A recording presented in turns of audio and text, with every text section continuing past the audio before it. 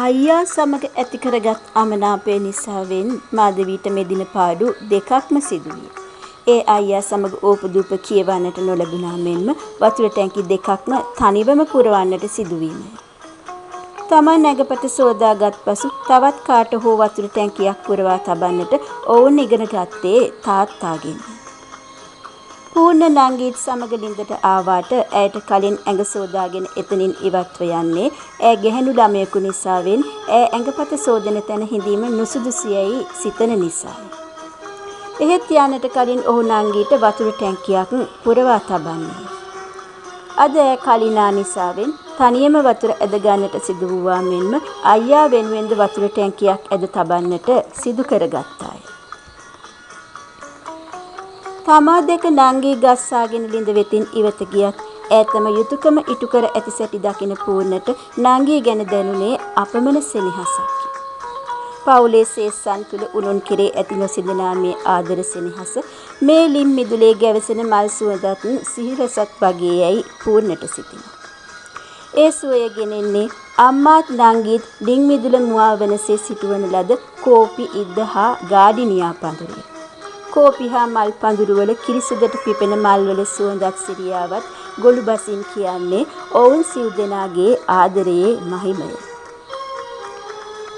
ළිඳබඩ වූ රූස කොස් ගහේ සෙවණට වී මේ මල් සුවඳ විඳිමින් එවෙල එවෙලේම ළිඳෙන් බාගත් නැවුම් ඇල්දිය නාන්නට පූර්ණ ආසායි. ඒ පහසින් ගත පමණක් නොව සිතද තැවී සුවපත් වන්නේ. පූර්ණ නාගෙන ගෙට ආවේ සැහැල්ලු සිතින්.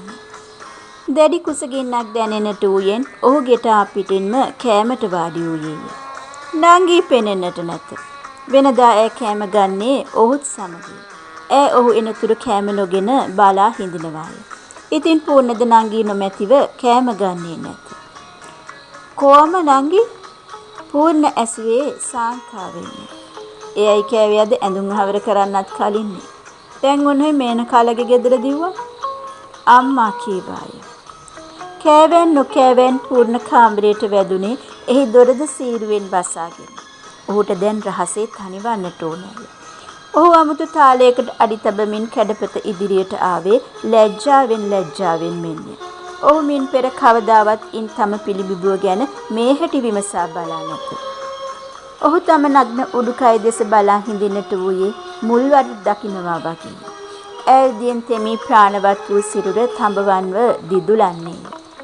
තෙත් හිසකේ හිසටම හේම වීමෙන් තිබීම නිසාවෙන් සිහින් දිගට නැහැයෙන් හැඩවුණු මුහුණ වඩාත් තියුණුය කඩවසන්නේ.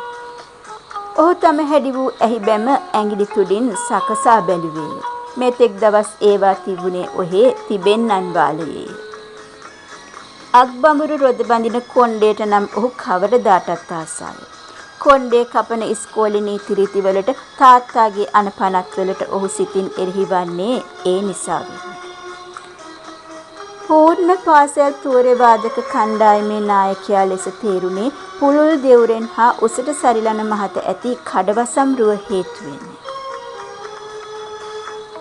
ඒ වඩාත් කැපී පෙනෙන්නේ ශිෂ්‍ය නායක බ්ලේසරෙන් හෝ තෝරේ වාදක කණ්ඩායම් කොස්ටියුමෙන් සැරසුන විටදී.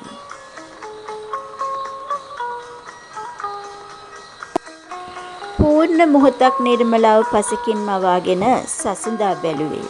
ඈ රන්වන් පාටේ. කොල්ලෙකු නිසාවෙන් තමාගේ තලලු පැහැය ඈ හා සැසඳෙන්නේය.